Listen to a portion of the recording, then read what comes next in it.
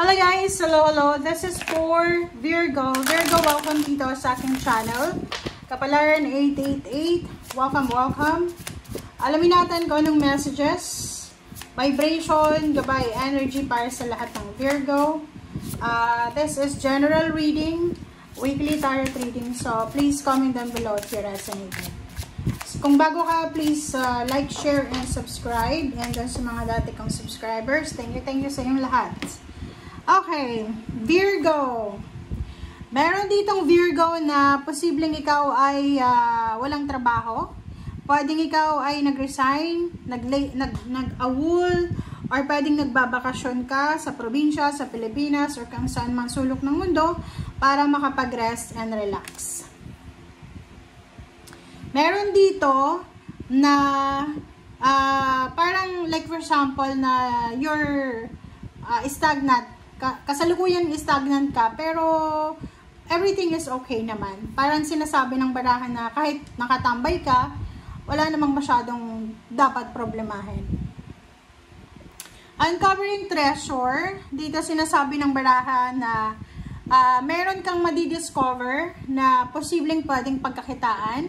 Meron kang madidiscover na pwedeng inheritance, pwedeng ibenta. Meron kang madidiscover na pwedeng maging source mo ng finances, or pwedeng makatagpo ka ng isang tao na maging gabay mo patungo doon sa bountiful success. Kasi uncovering treasure to eh.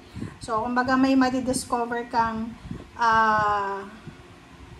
pwedeng madiscover mo sa sarili mo na pwede mong gawin para magpagkakitaan. Parang ganun.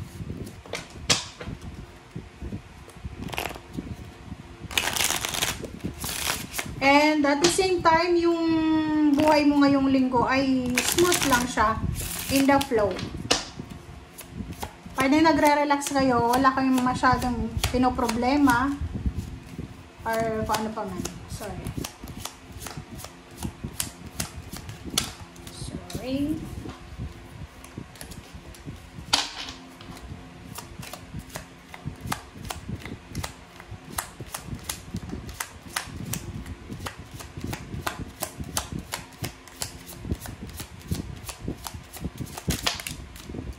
Okay, King of Diamonds.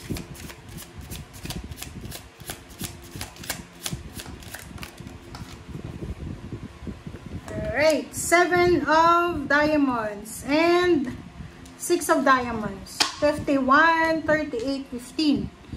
Okay, dito sa barahan mong ito, sinasabi ng barahan sa'yo dito, Virgo, na possible na makatanggap ka ng letter, communication, chat, or kano pa man. Maybe this is good news and unexpected na good fortune. Yun, pwedeng unexpected job offer, lump sum of money, or kano pa man. Next card natin is number 38, or bonuses, payments. Flames. Dito sinasabi ng baraha, same din sa inyo, sinasabi sa'yo dito, kasi ito fortune to eh, treasure. So, may mga Virgo na posibleng meron kayong pagkakataon na makatanggap ng good fortune, medyo maayos yung mga bagay-bagay na hindi maayos, pwede kang makatanggap ng job offer through email, pwede kang makatanggap ng last payment mo, ng sahod, or kano pa man. And 51, sinasabi na dito sa layon na to, merong good news, merong bad news. Okay? So, there's a King of Diamonds. Yung King of Diamonds mo, this is a letter, a news na pwedeng pagkakitaan, good fortune, good tidings. Pero ito naman, na 6 of Diamonds, sinasabi na pwedeng mabigla ka kasi isang bad news ang posibleng matanggap mo. So, alin dyan? Kasi hindi naman lahat ng Virgo para-pareho yung message, diba? So, kung alin ka dyan, bad news ba yan or good news yung matatanggap mo?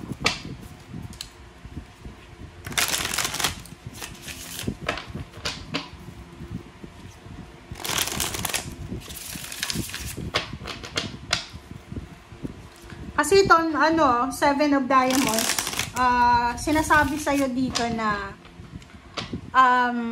yung flame ay indicate ng good fortune and neutralizes the evil pag malapit sa unlucky. Ito unlucky siya. Okay.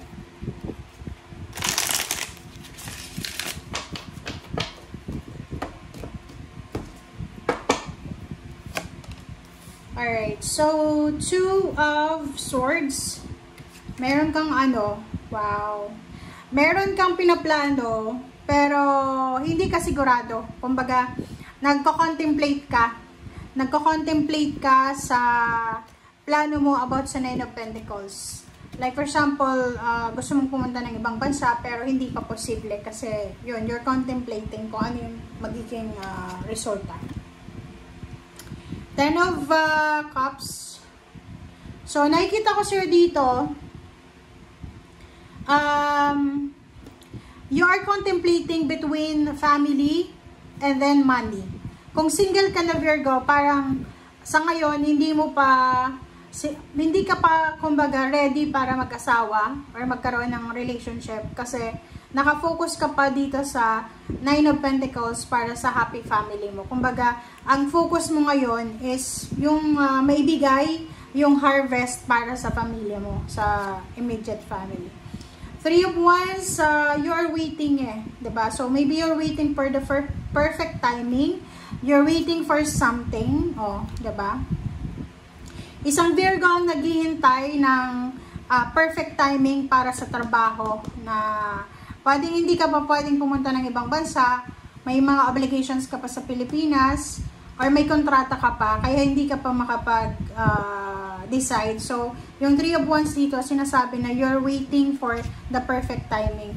But the Wild Hunt is here. Sinasabi ng bara sa'yo na natatakot ka na bumalik sa dati yung buhay mo. Pwedeng dati wala kang trabaho, diba? Nakikita ko sir dito na parang magre-reminis ka sa linggong ito. Medyo magmumuni-muni, parang gano'n. Magmumuni-muni ka sa linggong ito na parang iisipin mo yung mga taong naging parang instrument para matulungan ka sa past mo. But ngayon siguro wala na sila sa buhay mo. Okay? So, kung makikita mo dito, mayroong 10 of Pentacles, 10 of Cups, and 9 of Pentacles, and merong 6 of Pentacles. Sinasabi ng bara, maybe family members mo yan, kakilala, or someone na nagkikare talaga sa'yo, na pwedeng matulungan ka sa kung ano man na mga goals mo sa buhay, financially. Next is, mayroong offer dito, is either marriage proposal, okay?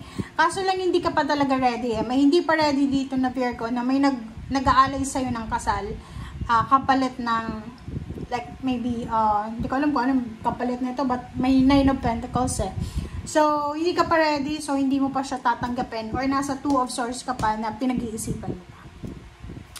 And sa ilalim mo dito, Virgo, is Holy King. Yun, Hermit. So, kailangan mong pag-isipan lahat ng decision making na gagawin mo, lalo na yung mga offers na yan sa'yo sa linggong ito. Thank you, guys. Bye!